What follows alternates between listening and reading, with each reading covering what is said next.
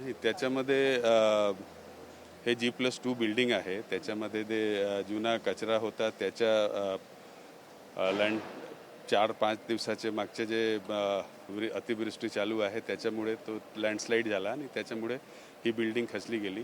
त्याच्यामध्ये 15 ते 16 लोक स्ट्रँडेड असण्याची हे आहे माहिती आहे. तिथे आपला रेस्क्यूचं ऑपरेशन चालू आहे. रेस्क्यूमध्ये पोलीस, त्याचबरोबर फायर ब्रिगेड, त्याचबरोबर NDRFची टीम आणि आता आर्मीची टीम पण पोहोचलेली आहे. मेडिकलची टीम सगळे इथे उपस्थित आहे आणि ते रेस्क्यू ऑपरेशन चालू आहे आणि त्याच्यामध्ये बाकी आणखी जसं काही डेव्हलपमेंट होईल तसं तुम्हाला यांच्यासोबत काही संपर्क होतोय का ज्यामध्ये अडकले आहे? संपर्क हां, जे काही स्ट्रँडेड आहेत त्यांच्याबरोबर संपर्क होतोय आणि ते आपला रेस्क्यू ऑपरेशन चालू आहे आणि एकदा ते त्याच्यामध्ये काही डेव्हलपमेंट झाला ते आपल्याला कळवणार. इमारत पडल्याच्या नंतर काही लोक वाचली होती का पडल्यानंतर? ते जे G+2 फ्लोअरवर होते ते लोक 4 लोक होते ते बाहेर आले होते.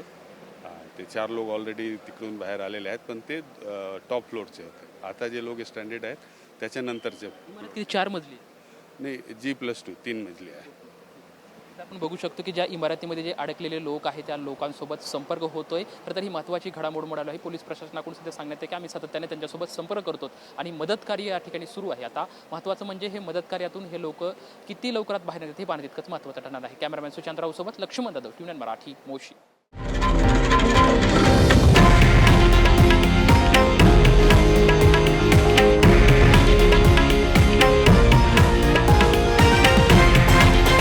हे आहे देशातील नंबर 1 न्यूज नेटवर्क आणि आपण पाहत आहात TV9 मराठी, एकमेव.